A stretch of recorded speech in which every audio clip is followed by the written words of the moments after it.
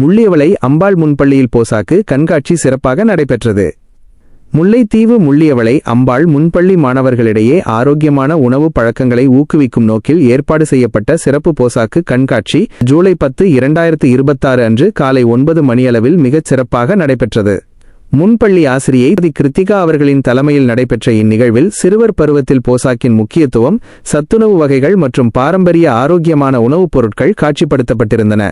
வளரும் தலைமுறையினருக்கு ஆரோக்கியமான உணவு முறைகளை கொண்டு சேர்க்கும் நோக்கில் நடத்தப்பட்ட இக்கண்காட்சியில் முல்லைத்தீவு சுகாதார மருத்துவ அதிகாரி, கலைமகள் வித்தியாலய அதிபர், பிரதேச பொது சுகாதார பரிசோதகர் மற்றும் மேற்பார்வை பொது சுகாதார பரிசோதகர் ஆகியோர் சிறப்பு விருந்தினர்களாக கலந்து கொண்டனர். மேலும் பிரதேச குடும்பநல உத்தியோகத்தர், மேற்பார்வை பொது சுகாதார குடும்பநல உத்தியோகத்தர், முன்பள்ளி பருவ அபிவிருத்தி உத்தியோகத்தர், முன்பள்ளி இணைப்பாளர்கள் மற்றும் முள்ளியவளை மேற்கு அபிவிருத்தி உத்தியோகத்தர் ஆகியோரும் இந்நிகழ்வை சிறப்பித்தனர். இவர்களுடன் இணைந்து முள்ளியவளை கிழக்கு மற்றும் தெற்கு சமுதாய உத்தியோகத்தர்கள், முன்பள்ளி ஆசிரியர்கள், அயல் முன்பள்ளி ஆசிரியர்கள், பெற்றோர்கள் மற்றும் நலன் விரும்பிகள் என பெருமளவானோர் வருகை தந்து மாணவர்களின் இந்த ஆரோக்கியமான முயற்சியை வெகுவாக பாராட்டினர்.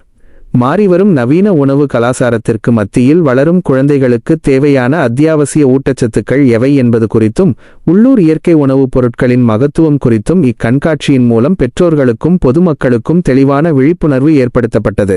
இந்நிகழ்வு குறித்த விரிவான காட்சிகள் மற்றும் கூடுதல் விவரங்களை அறிந்து கொள்ள நேயர்கள் அனைவரும் அடங்காப்பற்று தமிழன் யூடியூப் தளத்தில் இணைந்திருக்குமாறு கேட்டுக்கொள்ளப்படுகிறார்கள்.